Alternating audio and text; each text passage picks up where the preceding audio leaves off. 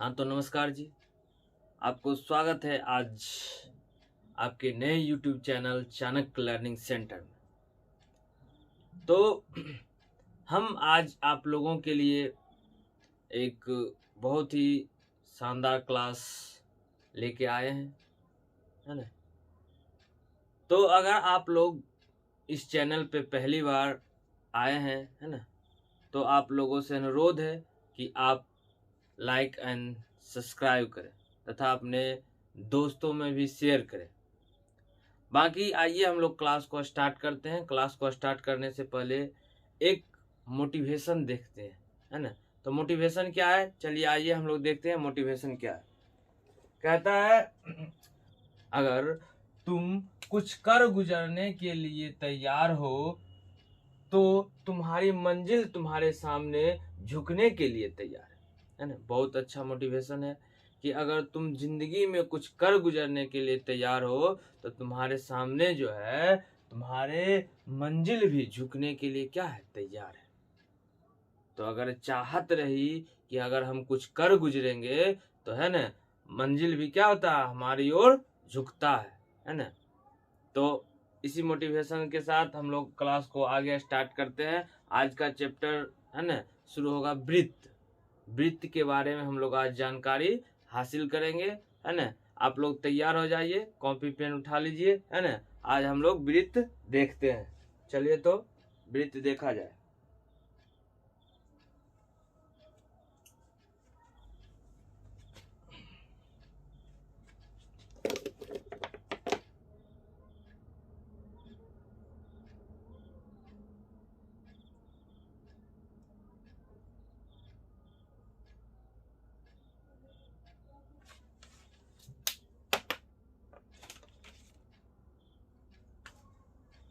देखिए तो वृत्त चैप्टर से है ना एग्जाम में कितने प्रश्न पूछे जाते हैं, तो पहले ये जानकारी हम लोग हासिल कर लेंगे तो उस चैप्टर पे उतना मेहनत किया जाएगा। तो चलिए वृत्त ऑब्जेक्टिव, हमारा ऑब्जेक्टिव में 3 से 4 प्रश्न होते हैं। मान लीजिए 3 प्रश्न है ना, तो हमारा एक एक नंबर का तो 3 नंबर हो गया, है कि ना। उसके बाद 2 मार्क्स है ना, 2 नंबर ये प्रश्न, 2 अंक वाले प्रश्न जो है ना, 2 दूनी 4, तो 4 नंबर इधर हो गया 2 अंक वाले में।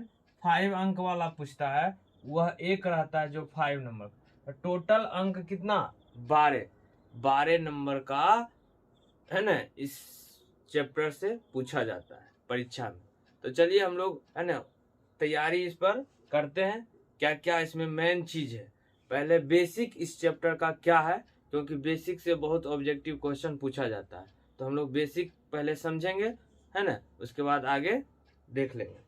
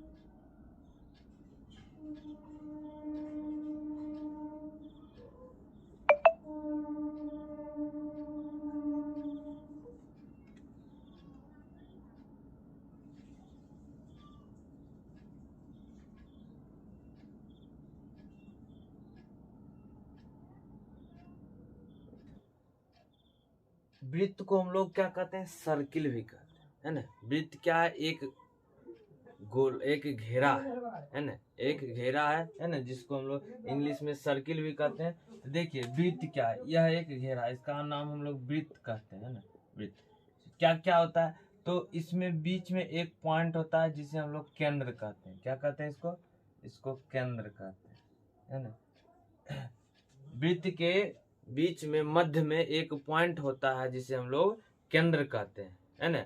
अब केंद्र से होकर, है ना, केंद्र से होकर जो रेखा, है ना, केंद्र से होकर जो रेखा, है ना, परिधि को छूता है, कि परिधि को छूता है, उसे हम लोग त्रिज्या कहते हैं। क्या कहते हैं, त्रिज्या। ये हमारा क्या हो गया, त्रिज्या हो गया। क्या हो गया, त्रिज्या हो गया, है कि नहीं।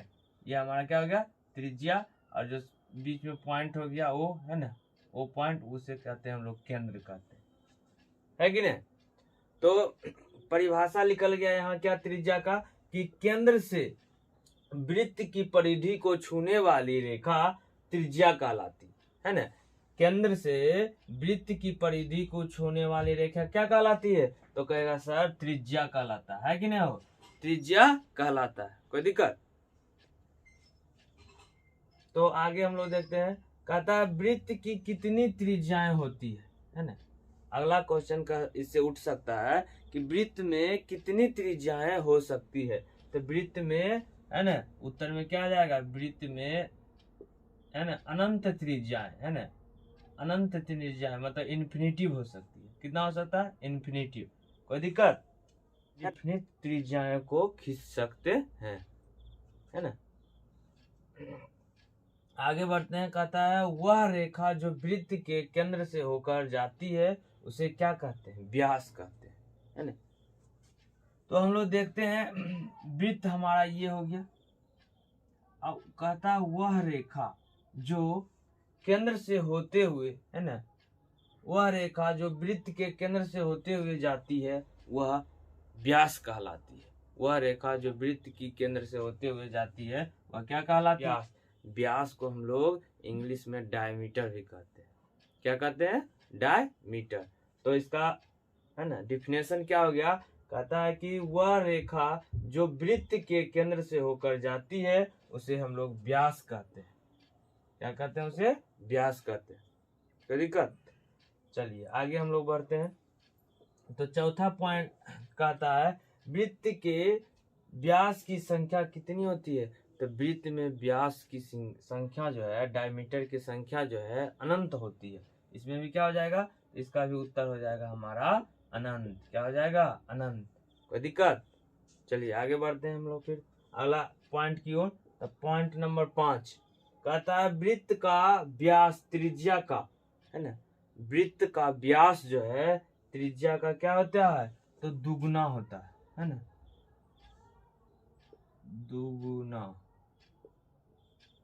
है ना, दो गुना होता है ना। जैसे हम यहाँ पे लिख सकते हैं d बराबर 2r, है ना, d बराबर 2r, तो r बराबर क्या हो जाएगा, d/2, r/d/, r बराबर हो जाएगा d/2, है ना। तो अगला पॉइंट भी पूछ दिया है क्या, कि वृत्त की त्रिज्या व्यास की क्या होती है, तो आधी होती है ना, आधी होती है। नोट करते जाइए, सभी पॉइंट को नोट करते जाइए, है ना। कहता आगे क्वेश्चन कहता है अगला पॉइंट, पॉइंट नंबर 7, ऐसी रेखा जो वृत्त को भीतर ही भीतर, है ना, दो बिंदुओं पर स्पर्श करे उसे जीवा कहते हैं।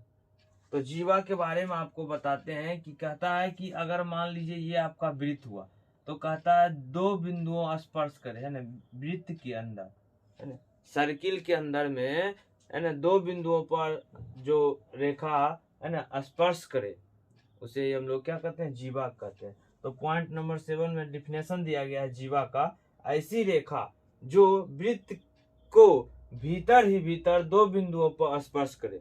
वृत्त के देखिए भीतर में दो बिंदुओं पर स्पर्श हो रहा है, एक बिंदु यहाँ स्पर्श हो रहा है, एक यहाँ हो रहा है, इसको हम लोग क्या कहेंगे, तो कहेंगे जीवा।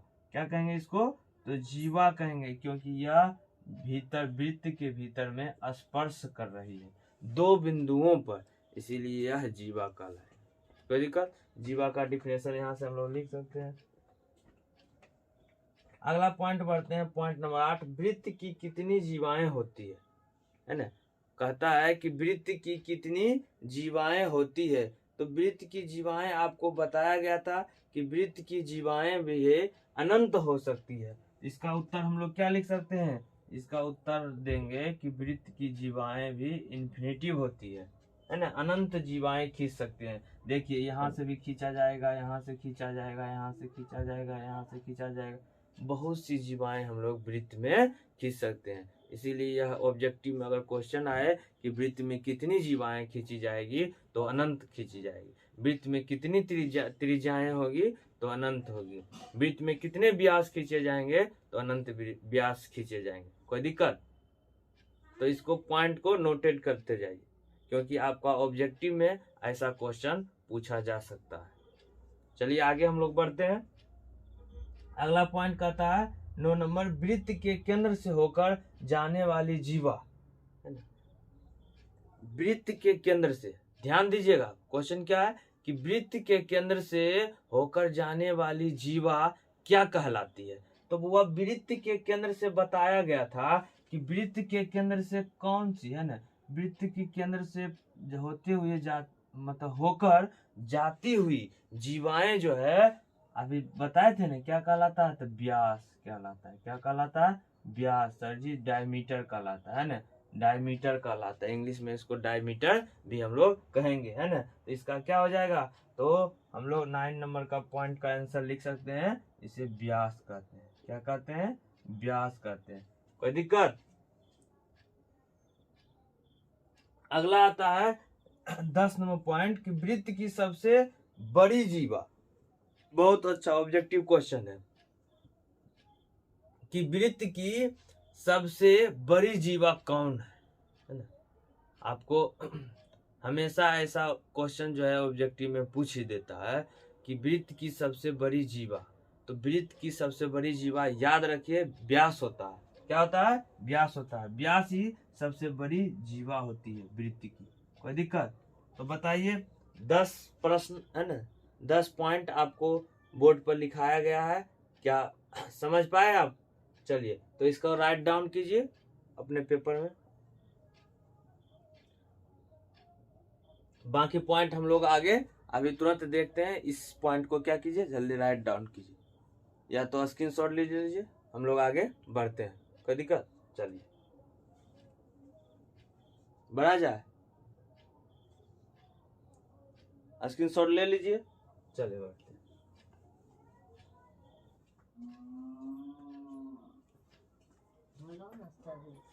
अगला पॉइंट देखते हैं हम लोग, है ना। कहता है पॉइंट नंबर 11, वृत्त के केंद्र पर कितना डिग्री का कोण बनता है। वृत्त के केंद्र पे कितना डिग्री का कोण बनता है। तो इसका उत्तर में मान लीजिए वृत्त का ये केंद्र हुआ, इस पर कितना डिग्री का कोण बनेगा, तो कहेगा सर 360 डिग्री का। इसका उत्तर हो जाएगा कितना, बताओ, 360 डिग्री का कोण, क्योंकि वृत्त का ये केंद्र हो गया और केंद्र पर क्या बनता है, 360 डिग्री का कोण बनता है। आगे बढ़े तो अगला पॉइंट हमारा क्या कह रहा कि अर्धवृत्त पर बना कोण, अर्धवृत्त पर बना कोण क्या होता है ना।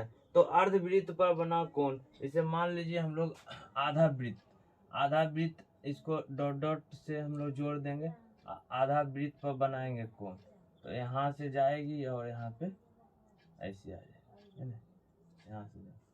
तो अर्धवृत्त पर बना कोण क्या हो जाएगा बताओ। तो अर्धवृत्त पर कहेगा सर, अर्धवृत्त पर बना कोण 90 डिग्री, है ना। यहाँ से क्या हो जाएगा 90 डिग्री, क्या होगा 90 डिग्री। तो इसमें हम लोग क्या भर सकते हैं, तो अर्धवृत्त पर बना कोण समकोण होता है, जिसे हम लोग 90 डिग्री भी कहते हैं। इसको क्या कहेंगे, समकोण।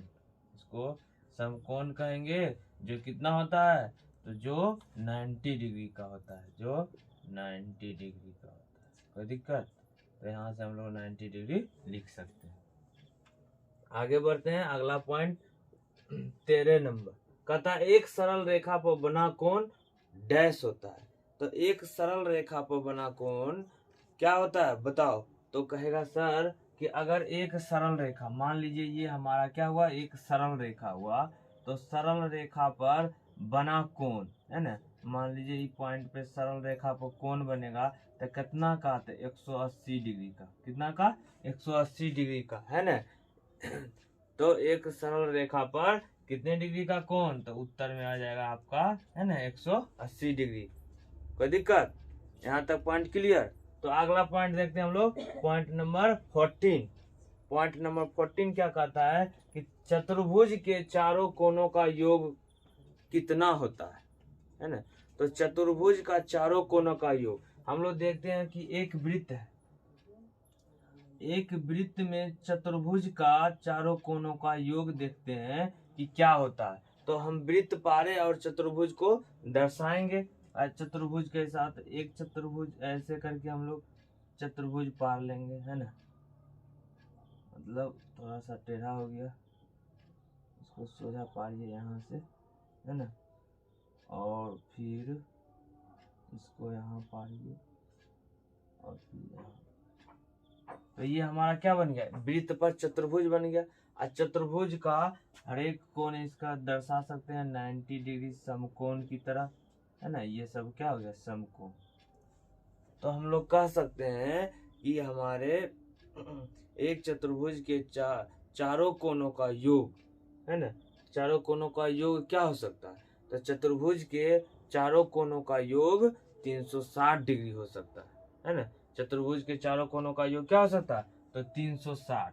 तो यहाँ पे भर देंगे हम लोग 360 डिग्री, कोई दिक्कत। तो हमारा ये पॉइंट है ना, चतुर्भुज का चारों कोनों का योग 360 डिग्री क्लियर हो गया। तो यहाँ से चार कोण था चतुर्भुज पे है ना, जो कि हम लोग वृत्त पे चतुर्भुज बनाए थे, उसका चारों कोनों का योग कितना हो गया, 360 डिग्री। तो हमारा पॉइंट 14 भी क्लियर हो गया। अगला पॉइंट पर बढ़ते हैं हम लोग, 15 नंबर।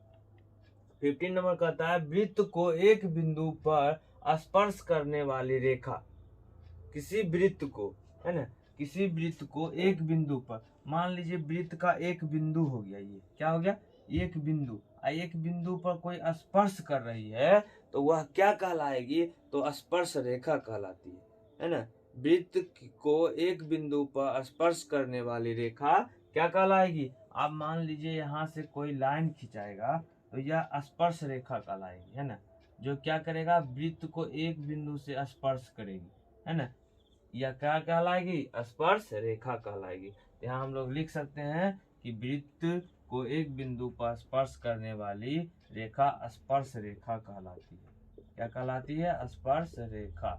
यहाँ से हम लोग स्पर्श रेखा का डिफिनेशन भी लिख सकते हैं, कोई दिक्कत। तो हम लोग अगला पॉइंट बढ़ते हैं, पॉइंट नंबर 16 कहता है वृत्त पर स्पर्श रेखा के उभयनिष्ठ बिंदुओं को क्या कहते हैं। तो बताइए क्या कहते हैं, जल्दी बताइए क्या कहते हैं। तो कहेगा क्या सर, उसको हम लोग स्पर्श बिंदु कहते हैं। क्या कहते हैं उसको, स्पर्श बिंदु कहते हैं। जिस बिंदु से यह स्पर्श रेखाएं खींची जाती है उसे हम लोग, उस उभयनिष्ठ बिंदु को हम लोग स्पर्श बिंदु कहते हैं। उस उभयनिष्ठ बिंदु को क्या कहते हैं, स्पर्श बिंदु। तो इसका हो जाएगा पॉइंट नंबर 16 का हो जाएगा स्पर्श बिंदु, स्पर्श बिंदु। कोई दिक्कत, चलिए।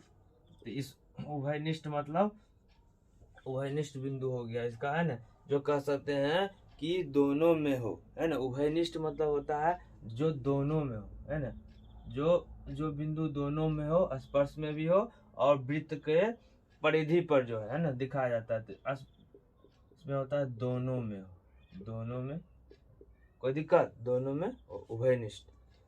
तो आगे हम लोग बढ़ते हैं, अगला पॉइंट कहता है हमारा 17 कहता है वृत्त पर कितनी स्पर्श रेखा खींची जा सकती है। बहुत शानदार क्वेश्चन है ना, ऑब्जेक्टिव में पूछा जाएगा यह क्वेश्चन, अब पूछा भी गया था है ना, बिहार बोर्ड में पूछा गया यह क्वेश्चन है कि वृत्त पर कितनी स्पर्श रेखा खींची जा सकती है। बताइए कमेंट में जल्दी जवाब दीजिए, क्या होगा इसका आंसर। तो बताइए जल्दी से। तो इसका आंसर हो जाएगा आपका क्या, कि आंसर लिख सकते हैं उत्तर में कि वृत्त पर अनंत, कितनी हुआ बताओ, तो अनंत जो है ना स्पर्श रेखाएं खींची जा सकती है। कोई दिक्कत, वृत्त पर कितने अनंत स्पर्श रेखाएं खींची जा सकती है, कोई दिक्कत। अगला पॉइंट हम लोग बढ़े तो अगला पॉइंट कहता है ना 18 नंबर पॉइंट कहता है वृत्त पर एक बिंदु से कितनी स्पर्श रेखाएं खींची जा सकती है। बहुत अच्छा क्वेश्चन है कि वृत्त पर है ना वृत्त पर एक बिंदु से कितनी स्पर्श रेखाएं खींची जा सकती है।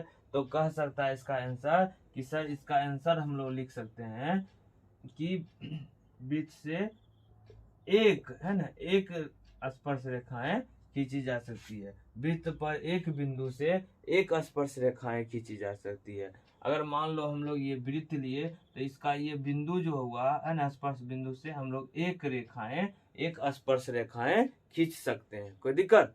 तो अगला पॉइंट की ओर बढ़ते हैं। अगला पॉइंट हमारा आ गया 19 नंबर पॉइंट कहता है कि वृत्त के बाहर स्थित किसी बिंदु से वृत्त पर कितनी स्पर्श रेखाएं खींच सकते हैं। तो इसका जवाब बताइए आप लोग जल्दी से कमेंट में जवाब दीजिए कौन कौन बताते हैं है ना। बताइए इसका जवाब क्या हो जाएगा।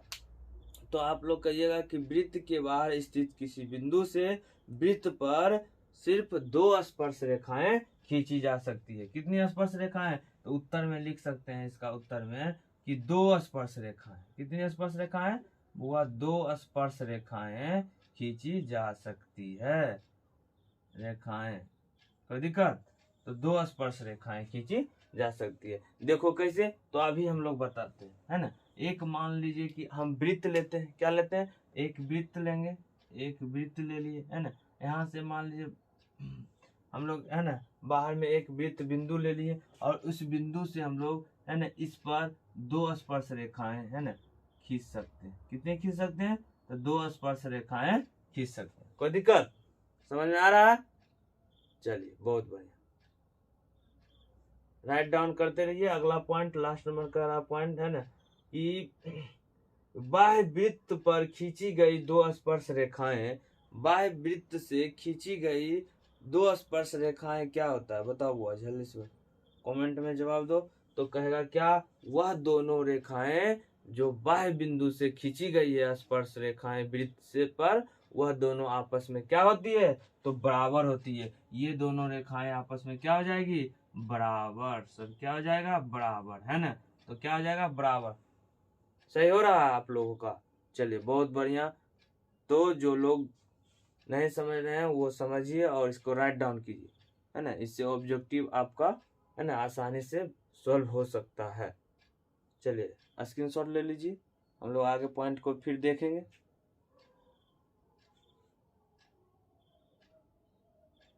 अगला क्वेश्चन हम लोग देखते हैं पॉइंट नंबर 21 कहता है वृत्त के भीतर स्थित किसी बिंदु से वृत्त पर कितनी स्पर्श रेखाएं खींच सकते हैं है ना। वृत्त पर स्थित है ना वृत्त के भीतर स्थित किसी बिंदु से वृत्त पर कितनी स्पर्श रेखाएं खींच सकते हैं। तो हमारा वृत्त हुआ है ना। देखते हैं हम लोग क्वेश्चन। तो ये हमारा एक वृत्त हुआ है ना। अब वृत्त के भीतर मान लीजिए एक पॉइंट हुआ। वृत्त के भीतर हमारा एक पॉइंट हुआ तो हम लोग कितनी स्पर्श रेखाएं खींच सकते हैं।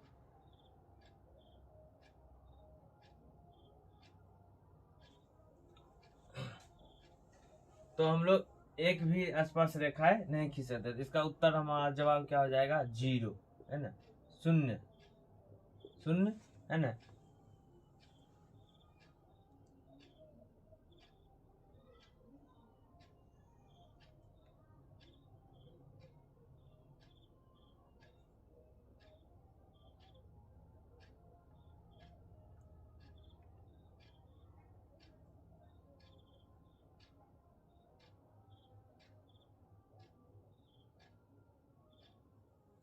ठीक है, मतलब शून्य या मतलब एक भी नहीं। इसका लिख सकते हैं एक भी नहीं। इसका आंसर हो जाएगा एक भी नहीं है ना।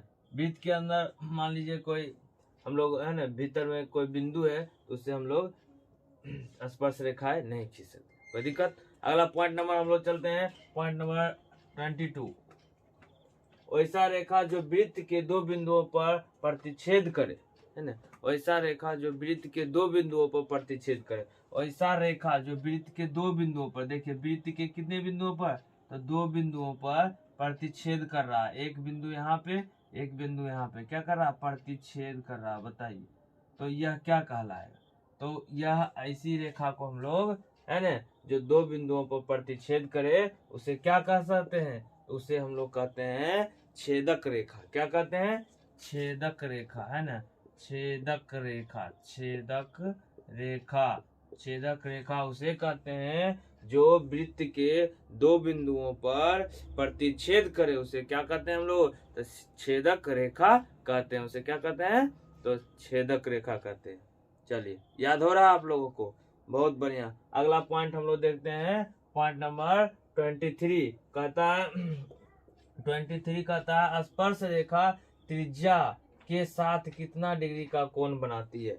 स्पर्श रेखा जो है त्रिज्या के साथ कितना डिग्री का कोण बनाती है। तो हम लोग एक वृत्त पार लेंगे और देखेंगे कि स्पर्श रेखा जो है त्रिज्या, है ना, 90 डिग्री का कोण बनाती है। कितना डिग्री का कोण बना रही है, तो त्रिज्या से कितना डिग्री का, तो एक समकोण मतलब 90 डिग्री का कोण बना रही है ना, 90 डिग्री का कोण बना रही है। कोई दिक्कत। चलिए अगला लास्ट पॉइंट हम लोग देख रहे हैं। तो कहता है एक वृत्त की कितनी समांतर स्पर्श रेखाएं हो सकती है। एक वृत्त की कितनी समांतर स्पर्श रेखाएं हो सकती है, जवाब दीजिए कमेंट में जल्दी से। तो कह सकता है इस क्वेश्चन का कि एक वृत्त पर, है ना, दो समांतर रेखाएं हो सकती है। एक वृत्त पर कितने समांतर रेखाएं, तो दो समांतर रेखाएं। जैसे में हम लोग, है ना, यहाँ से वृत्त पर अगर समांतर रेखाएं खींचते हैं, तो मान लीजिए ये हमारा वृत्त हो गया, है ना, इस पर हम लोग एक समांतर रेखाएं खींचेंगे तो हमारा दो होगा, क्या हो जाएगा, दो समांतर रेखाएं होगी, है कि नहीं। हम लोग दो समांतर रेखाएं खींच सकते हैं, कोई दिक्कत। तो दो समांतर रेखाएं, जैसे हमारा ये पॉइंट हुआ, यहाँ से हम लोग एक समांतर रेखाएं खींच सकते हैं, है ना, और एक यहाँ से समांतर रेखाएं हमारा खींच जाएगा। ये सही होगा। बाकी ये सब समांतर रेखाएं क्या हो जाएगी, जो, है ना, ये सब समांतर रेखाएं हमारा ये नहीं होगी, ये सब समांतर रेखाएं नहीं, तो इसको हम लोग कह सकते हैं यह हमारा गलत है, यह भी गलत है ना। तो आपका, है ना, दो सही। समांतर रेखाएं कितनी होगी, तो दो। तो कैसा लगा, है ना, समझ पाए कुछ। चलिए बहुत बढ़िया। तो उम्मीद करते हैं कि आप लोग इस वीडियो के माध्यम से, है ना, वृत्त की सारे ऑब्जेक्टिव प्रश्नों को हल कर सकते हैं। ठीक है, तो बाकी हम लोग इसका क्वेश्चन और 2 नंबर वाला क्वेश्चन और 5 नंबर वाला क्वेश्चन अगले दिन करेंगे। बाकी सो थैंक्स, है ना, लाइक एंड सब्सक्राइब करें। बाकी हम लोग अगले क्लास में मिलेंगे। Bye bye, take care.